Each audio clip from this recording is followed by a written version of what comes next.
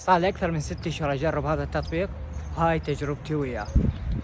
التطبيق غير حياتي تقريبا 50%. ليش؟ لأن خلاني ألتزم بعادات وسوالي واهس أنجز.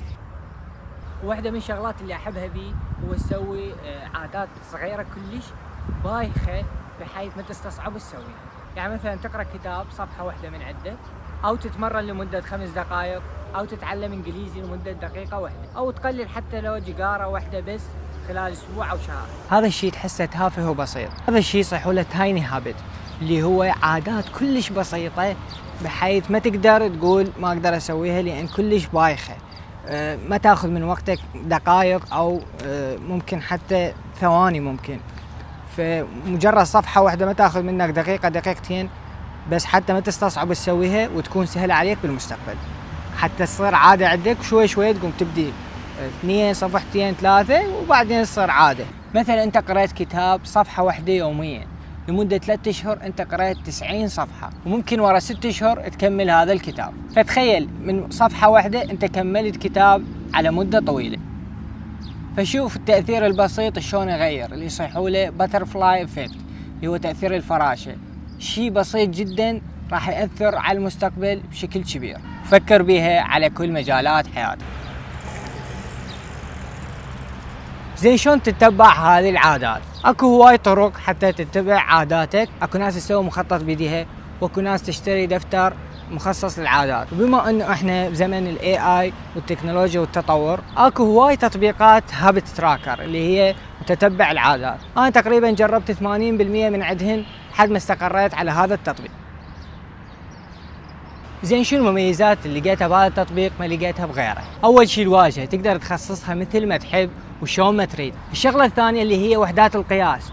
اكو هواي وحدات قياس موجوده بالتطبيق. مثلا عندك الوقت من ثواني دقائق لساعات، وعندك المسافه من متر كيلومتر ومايل، الى المي كلتر وملي لتر، الاكل ككالوريز وغيرها. يعني هواي حخلي لكم كل الموجودات، يعني تقريبا كل وحدات القياس اللي انت تحتاجها موجوده بالتطبيق.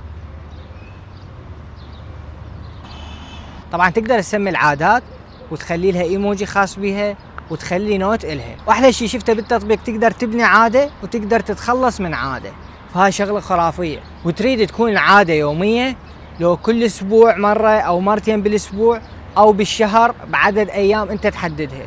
فيعني تخصصه مثل ما تحب وتريد، بالاسبوع او بالشهر او باليوم او مثل ما تحب، الصبح بالليل الظهر، تريد ايش وقت يطلع لك هو يطلع لك. ايام انت تحددها او وقت انت تحدده بالضبط. مثلا انا خالي هدف اركض بالاسبوع 15 كيلومتر، يطلع لي يوم الاثنين لازم والاربعاء والجمعه، فيطلع لي بس بهالايام اللي اروح اركض بيها.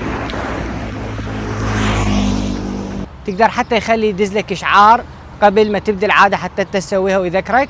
تقدر تخليه مثلا ينتهي نهايه الشهر او نهايه في تاريخ معين انت تحدده.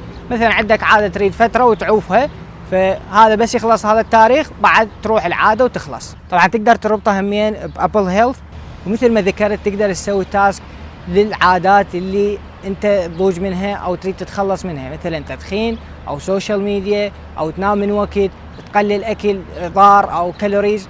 فيعني هواي امور كلش حلوه بيها، خصوصا بناحيه انه تخلي عادات سيئه تقللها وتضيف عادات تبنيها. فشغلات كلش حلوه موجوده بيه. بالنسبه للمهووس بالتقارير والتحليلات، فهذا التطبيق راح يونسك بيه هواي شغلات، يحلل لك ايش قد سويت وش وقت وليش، هواي امور بالتطبيق موجوده. هسه حخلي لكم شغلات انه تبين شلون طالع التقارير. بيها هواي امور تقدر تشوفها، وش قد سويت بالشهر وش قد بالسنه وش قد، كل شيء مسوي لك ومحلل لك وخالي لك. هاي الامور تقدر تستفاد من عندها وتبني عليه. طبعا انا سولفت عن كل شيء، بس ما سولفت عن تجربتي ويا التطبيق وشون غير حياتي تقريبا. التزمت بعادات هواي ما كنت اتوقع انه راح التزم بيها، مثل العادات الصحيه. قمت التزم بالركض وبعض التمارين. الصلاه بصراحه انا مو كلش ملتزم، فخلاني التزم اكثر بالصلاه. وعادات عندي هواي منها التعليم الانجليزي، صناعه المحتوى، وغيرها من العادات. يعني تقريبا اقدر اقول غير حياتي تقريبا 50%، وخلاني التزم بعادات صحية تنميني وتفيدني. بالاخير اذكر واقول ان الالتزام بالعادات هي الفكرة، مو المهم التطبيق. انت مثل ما تحب ومثل ما تريد الدفتر، تريد تسويها على بورد، تريد تكتب بيديك، كيفك مثل ما تحب.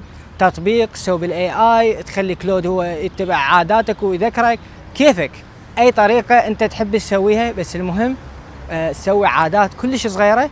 وانصحك تقرأ كتاب العادات الذرية، راح كلش يفيدك. باي باي.